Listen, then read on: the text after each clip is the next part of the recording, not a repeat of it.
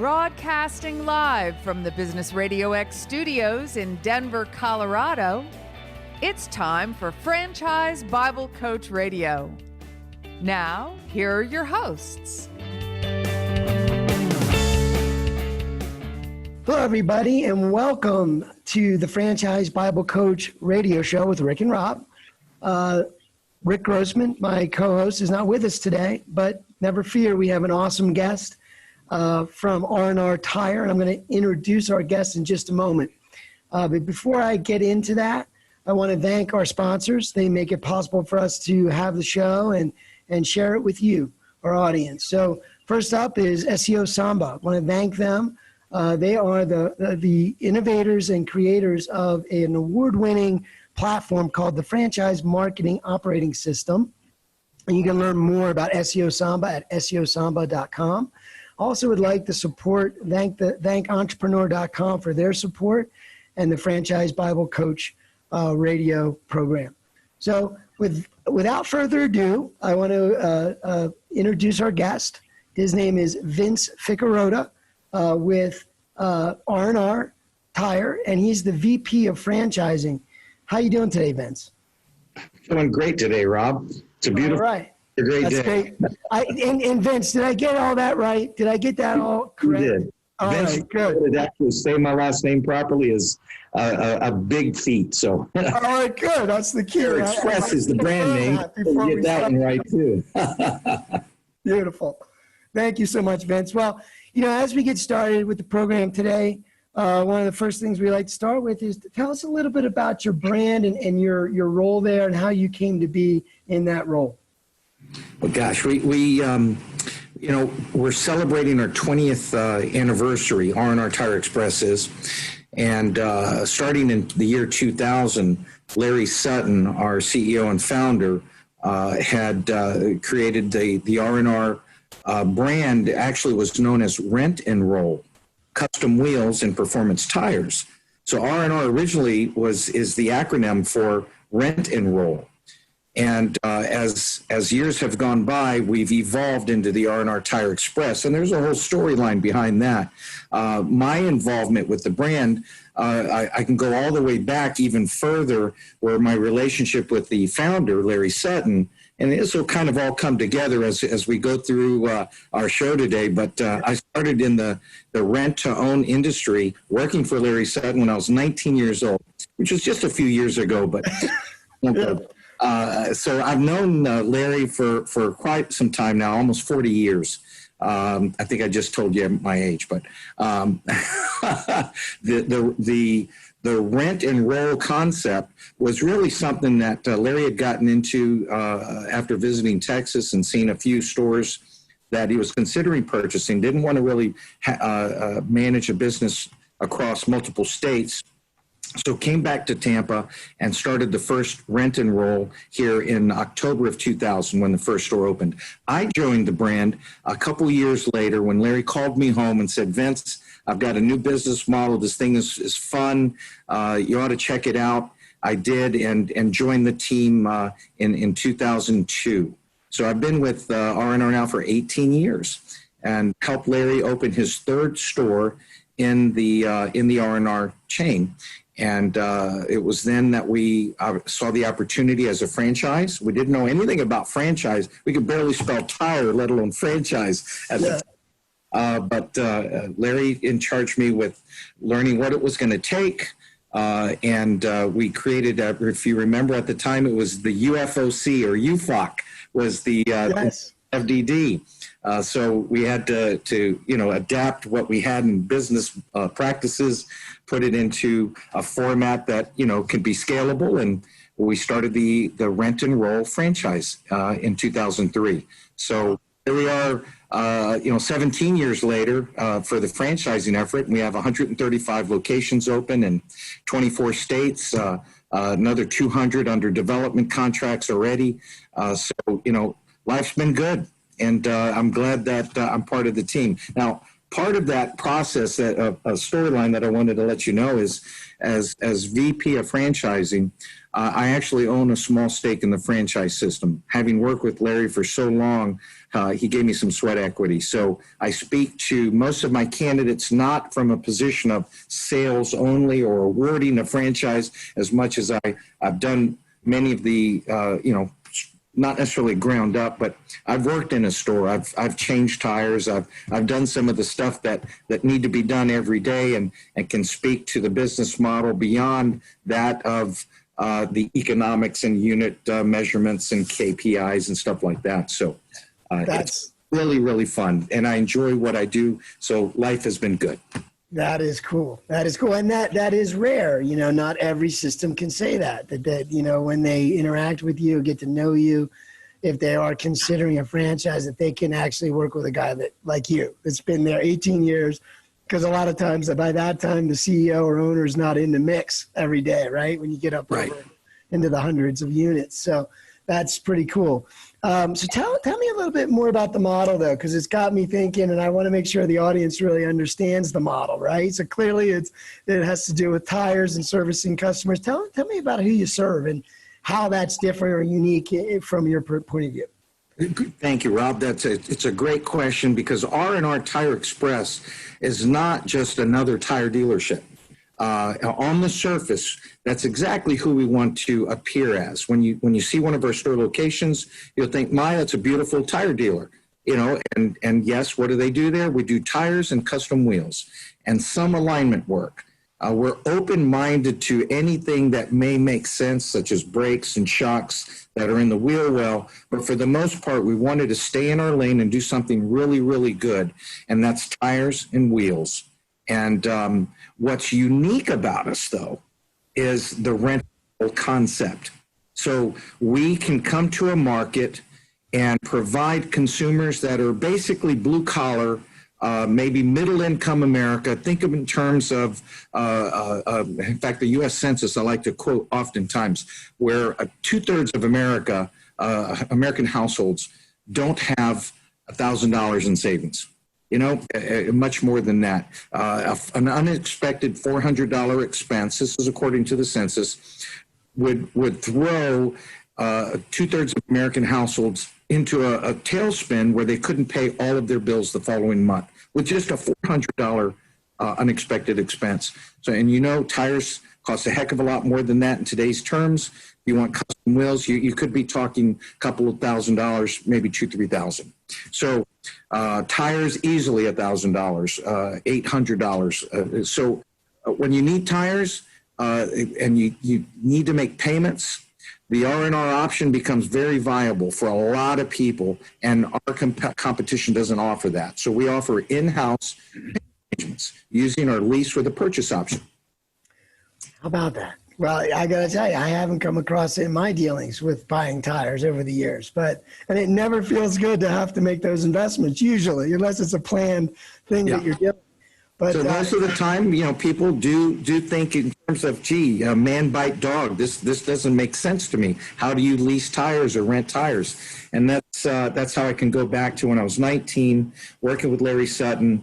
He had a traditional business in the rent-own industry, which is appliances, furniture, electronics, all household goods, and using the lease with a purchase transaction as the vehicle for folks to get big screen TVs or a washing machine, whatever you might need for your house, and be able to make payments.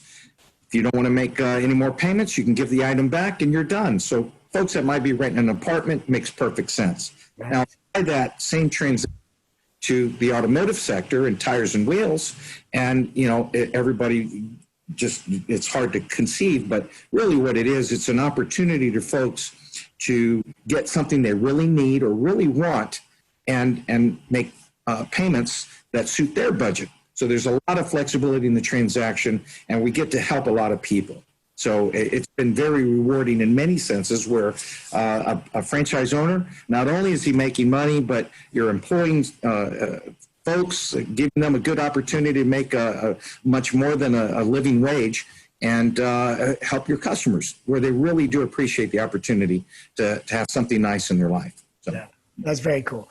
Yeah, I mean, most franchise models, have enough experience to understand how to serve their audiences in a unique way, right? And as you're taking something established and just offering it and making it easier for a large percentage of people, right? That Right. As you said, sometimes you just need tires. So you can't forego the need of the tire versus the expense is not what you can handle. So that's awesome to be able to offer that option.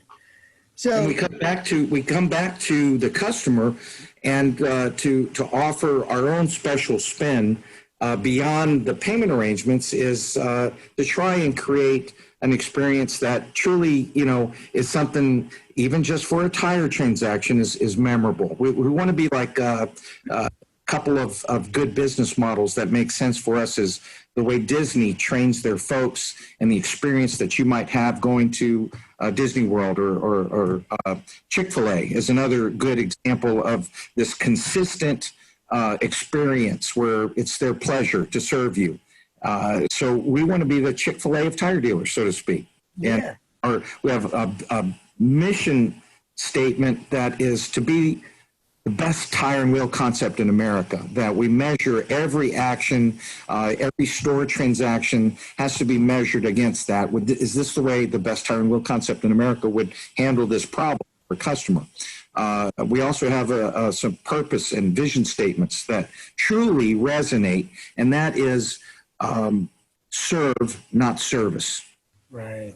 And that is the separation between a company who goes through the motions of customer service versus a company that wants to serve its customers, to truly make their lives better and do what we can within reason to, improve their life, to help them achieve their goals. And in our case, it's the goal of ownership of their beautiful set of brand new tires or custom wheels, whatever it might be, to get them there.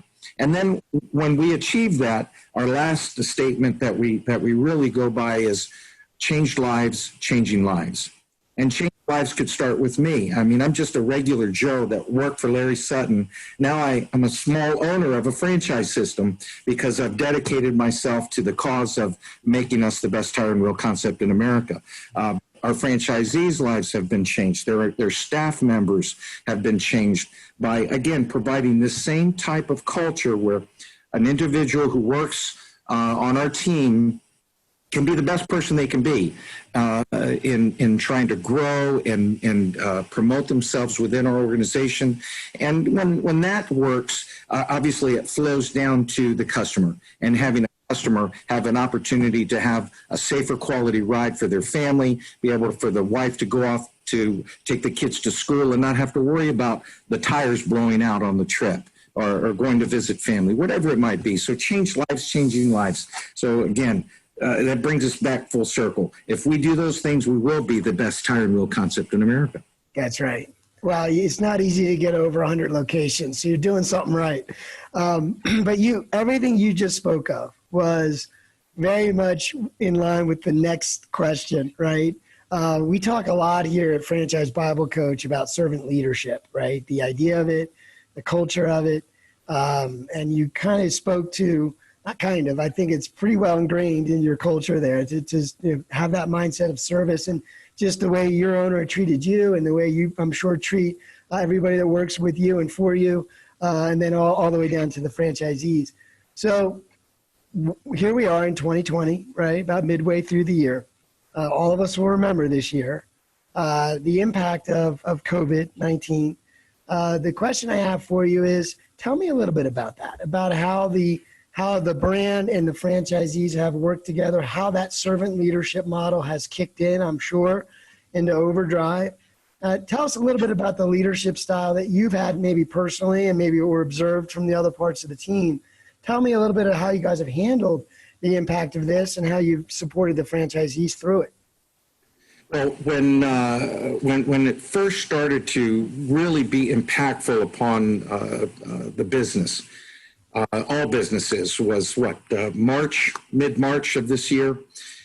And immediately, we circled the wagon, so to speak, and tried to we use Microsoft Teams to communicate across the country with all the franchise owners.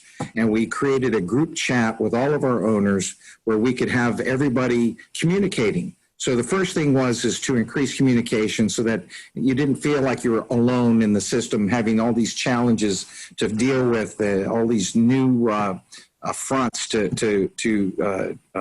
confront. So through the Teams chat, we shared all the information on the PPP loans, what the SBA was doing, the health promote, everything that we needed to start to shore up, from personal protection, the PPE. Is that did I use the right acronym for? I believe so. The wearing the mask to. Right.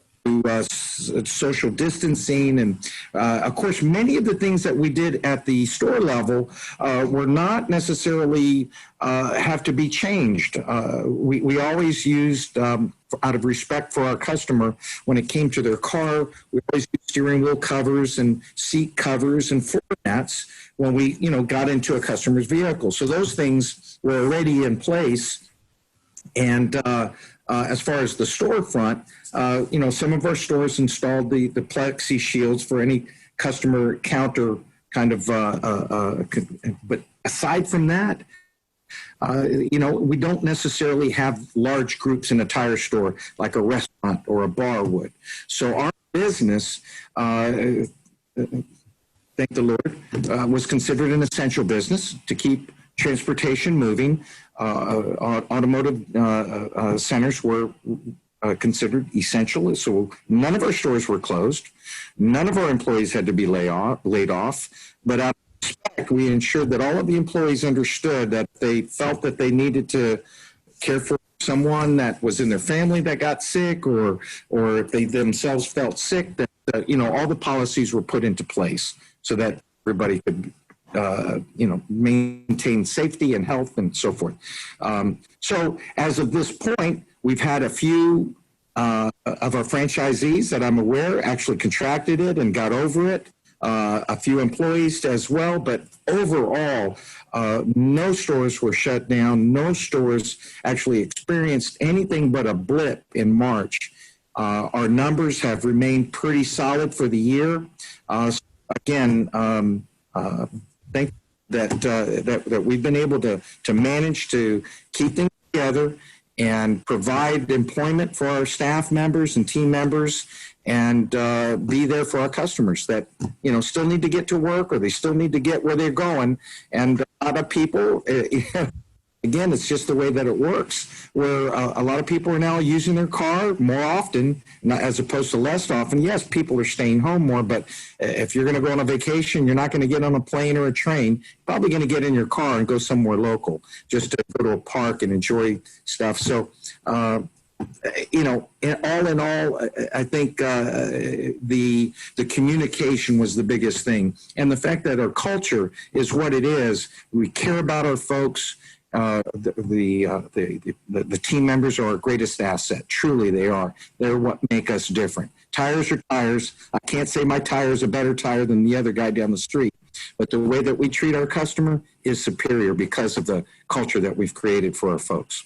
And I don't think you can understate what you're saying. And I think for a lot of people that maybe be younger in business won't understand or relate. And I'll just clarify that is everything, right? It is the how you serve your customers, right? And I will tell you that in my experiences with anybody I've dealt with, when I have that feeling, I refer, I return, I buy more. I want to actually see that local business owner. And that's who franchisees are, by the way, everybody. They're local business owners like you and I, and they're your neighbors down the street, right? And the great thing about a franchise, though, is that you get to be part of a system. You get to be part of a team, right, in business for yourself, but not by yourself, right? So all those things have kind of kicked in during this time that we're all in, right? Where in the franchising industry, I've seen a lot of teamwork, and I've seen the concept of franchise used to its maximum, right? It's when your franchisees probably communicated more than they ever have, and was, at least for that first few weeks, I would assume, right? Trying to understand. But another point you made, I think is important too, is that the idea of your business, it's just tires, but that's what makes it an essential business, right? Look how it weathered this storm and probably future storms. It is an essential business, an essential need for all of us. So great idea, great business model.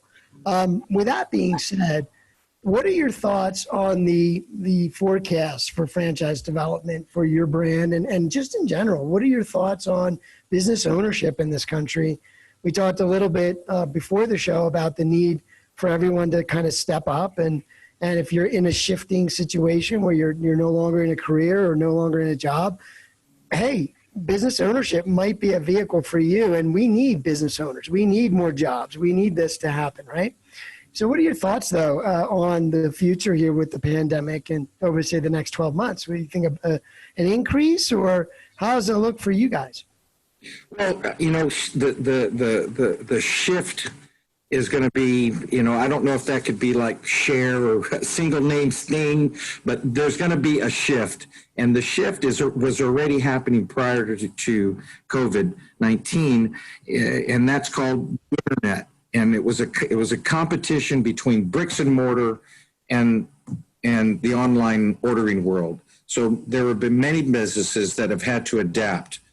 Blockbuster is the proverbial storyline when you talk in those terms. So many times I would refer to the RNR opportunity as one that is both internet proof and recession resilient, providing a product that offers an above average return with a product rather that is, let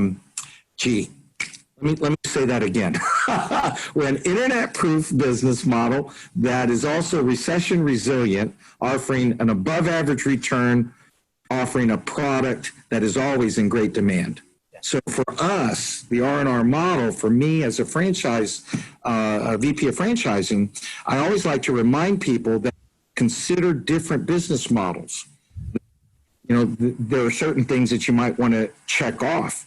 And for me, being able to say, look, you can buy a tire online, but you can't put it on your car, can you? You need somewhere that's going to mount the tire to your wheel, balance it, and then properly install it on your vehicle with the right torque and everything for you to drive on down the road. And, we have a value package of benefits that is irrelevant to this current conversation, but getting everything going is the opportunity that R&R provides to a potential candidate. Now, overall, when times are tough, somebody's going to take advantage of that opportunity. When stocks crash, somebody's buying stocks, right? And they're going to make a lot of money. So in this time of challenges, it's just that. It's a challenge. And I think if you can shift and work with what's going on, that you'll find opportunities everywhere. Prior to the virus becoming what it is today, the challenge in growing businesses was finding good people and good real estate. Now, all of a sudden, I think there's going to be a number of businesses that are closing, which creates opportunity for the next business. There's a lot of vacancies, and guess what? People-wise, from an HR perspective, I've got a great amount of folks that might be looking for a new opportunity in the world. So shoring up my business model is great. So, for the potential entrepreneur that's out there, I think franchising is a great model. Of course, which franchise concept you look at is going to be another thing altogether. You're a little biased on that front. Exactly. Well, it's we're all pro franchise, but obviously you're biased to your brand, right? And you should be. Well, that's awesome. So tell me a little bit about the marketing. You hit on something real quick, and just a brief thought on it. Is your marketing? Do you foresee it changing a little because of this? Or what are your thoughts? Or were you kind of already doing the digital marketing pretty well and reaching audiences, virtually pretty well? Were you already had your eyes set on that? Or do you see things kind of changing a little bit for you? Obviously, location and real estate is big in your business, right? People know where you are, they drive by it. But what are your thoughts on the digital side of things, given this recent situation? Well, again, as we spoke about before, even prior to the COVID virus affecting business as it has, the shift marketing-wise, digital which is, you can measure your ROI. You can measure so many different things with digital that you can't with analog, TV, radio, broadcast TV and broadcast radio. You see the after effects, but you really can't tangibly connect the dots to say this spot caused this result performance-wise. But from a digital perspective, you can. And to address what you're asking, we've just been increasing more and more and more our digital presence. So I'm very proud of our marketing department. They do a fantastic job, but they've got us out there. So whether you're talking, it's somewhat of an alphabet soup, whether you're talking PPC or OTT or SEO, we're there. We've got search engine optimization going on for our national pages, as well as the localized pages. We have pay-per-click going on with multiple landing pages. So every time a store opens, where we try to use the pay-per-click to help out with the SEO side of things. Right. OTT is somewhat new for all the cord cutters out there that are doing Netflix and Hulu and all of that stuff. So, all right, that's you, Rob. So we've got some video now that's starting to make a resurgence back into the forefront of our marketing, where radio was primarily our biggest push and most successful push, and it's still part of the recipe of success. So, but having a good digital foundation with the brand awareness, because not everybody's in market for tires at any given time. SEMA, the Specialty Equipment Manufacturers Association, says that 20% of the market or of the population is in market at any given time. So a lot of our marketing is just warehousing the mind with our brand. Hey, when you need tires, think RNR. Everybody needs a little R&R. The digital has been working out well, and we're leaning more to it. Now, part of that, and as it might tie back into the COVID, is contactless business, right? And we've always offered, and I shouldn't say always, but in the last few years, we've offered Uber rides to folks that either want us to come pick up their vehicle or want to drop off their car and go back to work. So we've offered that service as well. But in the last year, we tried a mobile unit. So we've had 2 or 3 mobile units in our system right now, somewhat of a beta, where we can take the whole shop to the consumer when we have an order lined up and install tires in the field. And I thought that might be more popular. And I've seen a lot more of discussions within the industry about mobile units. However, for some reason that it never took off before, who knows? Maybe now is the right time for mobile units to take a stronger foothold, which basically increases the span of presence for a store unit. Right. A broader range of being able to service a customer that's further away. So, That's right. Yeah, there's those rules I know you guys know down to the T of within 10 miles, people won't drive to a tire place or whatever. It's like, yeah, there's something like that. Exactly. Yeah, something like that, right? So that's great. Now, that is the kind of innovation that we've seen. We've talked to a lot of folks here in the last few months, and it's interesting. I mean, you had an idea before the pandemic, but it sounds like a great pandemic idea of, the Uber rides and bringing the tires to the customer. And it sounds like you guys are already kind of thinking a little bit ahead. So that's really good. So as we wrap up the show here today, I appreciate all the feedback. Whether you're thinking of this from a perspective of folks that are wondering what their next step in life is going to be, or you're thinking of in terms of the franchise industry and some of your colleagues that are in your position, maybe similar business models or in retail or in restaurants, been hit particularly hard. Is there anything, any tips or nuggets you've kind of picked up these last few months that you really feel compelled to share, or just your general thoughts? Anything you want to leave the audience with? Sure. The thing that I started with, I think is such a simple thing, almost the golden rule, right? Treat others the way that you want to be treated. That doesn't only resonate with the consumer. You really need to think about the folks that are working for you and with you in your business. And those are the folks that really will carry you through. Having great communication with them, everybody being on the same team and pulling in the same direction. Like when I hate using Nemo.